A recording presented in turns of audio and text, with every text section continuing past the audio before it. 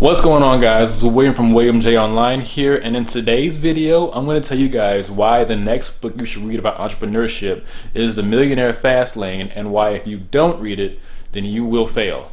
Stick around.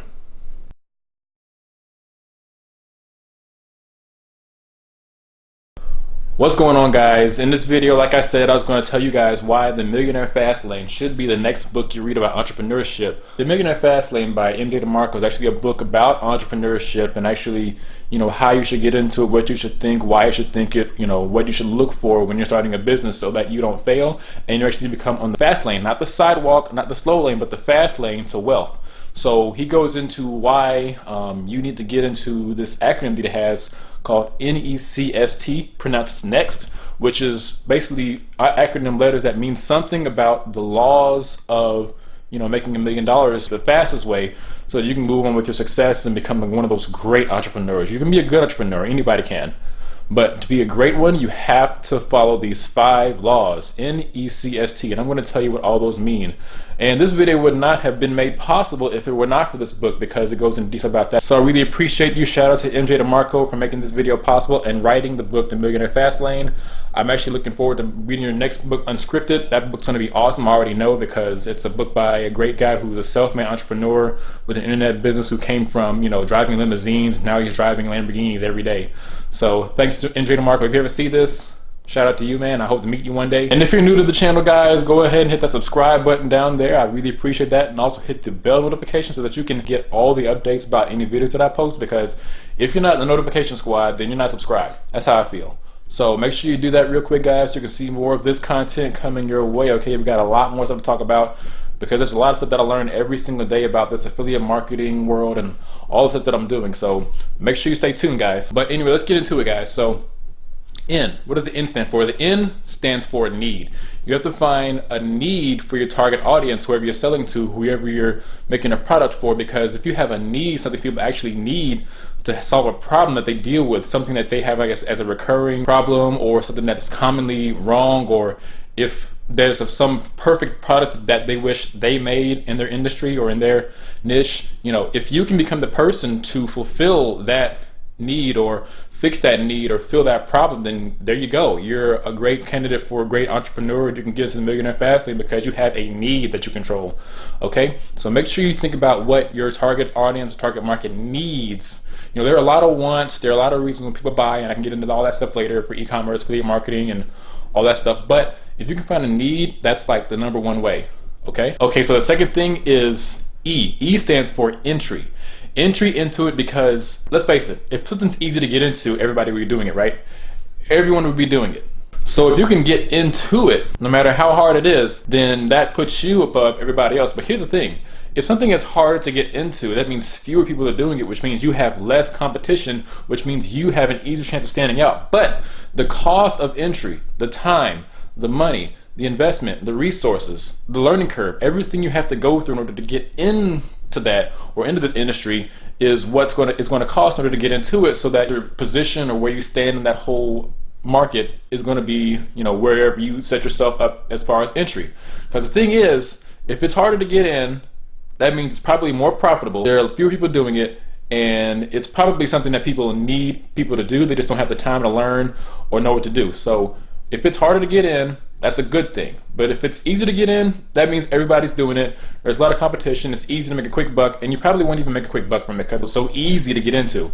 So avoid the easy things to get into and do the hard things, because some things that are hard for people, they don't want to do because it's hard. If you are willing to take that pain and go into it and fix that problem, solve that issue, take that hit for all those people who need this solution, then there you go. You're already a champion and you've already won. Okay. All right. The next letter is C. C stands for control. You need to have control of what you're offering your market, because here's the thing. If you have something that you're putting out there and someone else is kind of making the rules for how you're going to be into it, how you're going to use it, how you're going to do it, how well it works, etc., such as Facebook ads, Google ads, SEO, all those kind of things, they change. So you have a website up and you have it, perfectly set up for running Facebook ads or SEO, the internet's rules through the GDPR and the FCC and all that kind of stuff. And then suddenly the rules change. then suddenly you're not at the top of your list anymore. Something has changed, so the rules that were once upon a time are now different. Now you don't have any control of how successful you're going to be. Or even if you're making a website and, God forbid, HTML or CSS or JavaScript changes for some reason, and a lot of rules and systems become deprecated. Now you no longer have control. And I'm not saying that happens all the time, but there are things that you need to be in control of. For example, say you have employees, or things that you simply don't have that much control over. Things can easily change, and things can really go bad, not really quickly, but they will if you don't have much control. So make sure you have control over what it is that you're putting out there, how it works, how it's going to be to the world. Think of how being a CEO is. You're the chief executive officer. You make all the decisions. That's what it's all about. You having control. Okay? Have control of all that kind of stuff. That's what you should do. Have your own products. Have your own policies. Have your own terms and conditions. Have your own affiliate, conditions. Have all that set up by yourself instead of having someone else control it, and you've already won. Okay? All right. The fourth thing I like to get into is S, which stands for scale. So scale is really important, especially when it comes to your profitability, because here's the thing.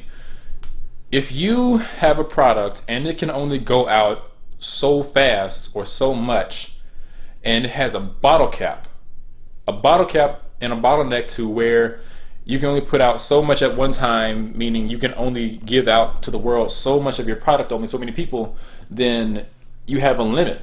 So you can only make some certain amount of income, some certain amount of valuable products, etc., etc. So you're kind of at, I guess, a standstill with your income. So if you're only making $30,000 a year and that's the best you can do with your product or your business, then that's where you're going to stay, unless you find some sort of way to scale. Meaning, how can you make more of what you're selling be sold even more? Like, what can you do to increase the amount of output you're doing for your products or your services?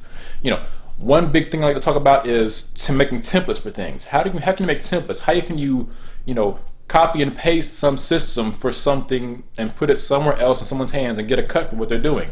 It's kind of think of how franchises work. McDonald's, they have a system and they share that system and they copy and paste it all over the country, meaning you can go buy a McDouble from Georgia, from Illinois, from New York, from Florida, everywhere, because they've taken their system, they've copied it, they've pasted it, they've scaled, and they make more money instead of having this one McDonald's that makes, a lot of money, but not great money like being a franchise. So make sure you have a way to copy and paste, or at least spread and, proliferate what you're having.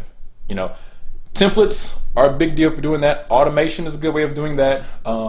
Having employees who can handle your work to do that is a good way to do it, or even just having it systemized and selling the system to people for a cut of their commissions, like franchises do.